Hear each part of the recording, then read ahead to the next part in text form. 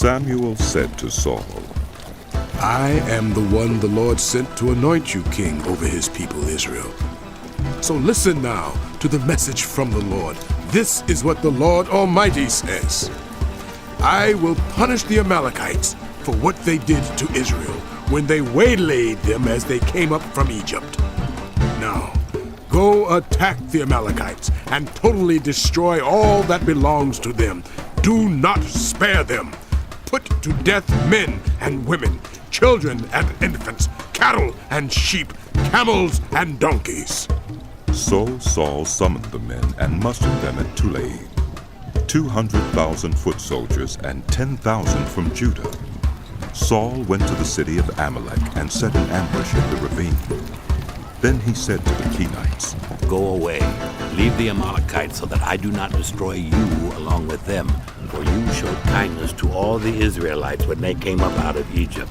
So the Kenites moved away from the Amalekites. Then Saul attacked the Amalekites all the way from Havilah to Shur, near the eastern border of Egypt. He took Agag, king of the Amalekites, alive, and all his people he totally destroyed with the sword. But Saul and the army spared Agag and the best of the sheep and cattle, the fat calves and lambs, everything that was good. These they were unwilling to destroy completely, but everything that was despised and weak they totally destroyed. Then the word of the Lord came to Samuel. I regret that I have made Saul king, because he has turned away from me and has not carried out my instructions. Samuel was angry, and he cried out to the Lord all that night. Early in the morning Samuel got up and went to meet Saul, but he was told, Saul has gone to Carmel.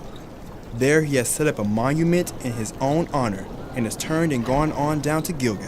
When Samuel reached him, Saul said, The Lord bless you. I have carried out the Lord's instructions. But Samuel said, What then is this bleating of sheep in my ears? What is this lowing of cattle that I hear? Saul answered, The soldiers brought them from the Amalekites. They spared the best of the sheep and cattle to sacrifice to the Lord your God, but we totally destroyed the rest. Enough! Samuel said to Saul, Let me tell you what the Lord said to me last night. Tell me. Saul replied. Samuel said, Although you were once small in your own eyes, did you not become the head of the tribes of Israel? The Lord anointed you king over Israel, and he sent you on a mission saying, Go and completely destroy those wicked people, the Amalekites. Make war on them until you have wiped them out. Why did you not obey the Lord? Why did you pounce on the plunder and do evil in the eyes of the Lord? But I did obey the Lord. Saul said, I went on the mission the Lord assigned me. I completely destroyed the Amalekites and brought back Agag, their king. The soldiers took sheep and cattle from the plunder, the best of what was devoted to God, in order to sacrifice them to the Lord your God at Gilgal. But Samuel replied, Does the Lord delight in burnt offerings and sacrifices as much as in obeying the Lord? To obey is better than sacrifice, and to heed is better than the fat of rams. For rebellion is like the sin of divination, and arrogance like the evil of idolatry. Because you have rejected the word of the Lord, he has rejected you as king. Then Saul said to Samuel, I have sinned. I violated the Lord's command and your instructions. I was afraid of the men, and so I gave in to them. Now I beg you, forgive my sin and come back with me so that I may worship the Lord. But Samuel said to him, I will not go back with you. You have rejected the word of the Lord, and the Lord has rejected you as king over Israel.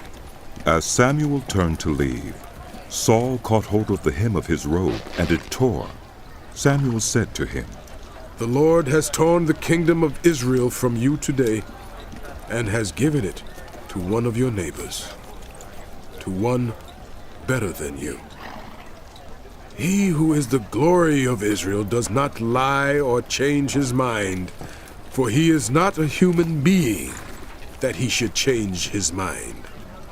Saul replied, I have sinned, but please honor me before the elders of my people and before Israel. Come back with me so that I may worship the Lord your God. So Samuel went back with Saul, and Saul worshipped the Lord. Then Samuel said, Bring me Agag, king of the Amalekites. Agag came to him in chains, and he thought, Surely the bitterness of death is past. But Samuel said, As your sword has made women childless, so will your mother be childless among women. And Samuel put Agag to death before the Lord at Gilgal. Then Samuel left for Ramah, but Saul went up to his home in Gibeah of Saul. Until the day Samuel died, he did not go to see Saul again, though Samuel mourned for him. And the Lord regretted that he had made Saul king over Israel.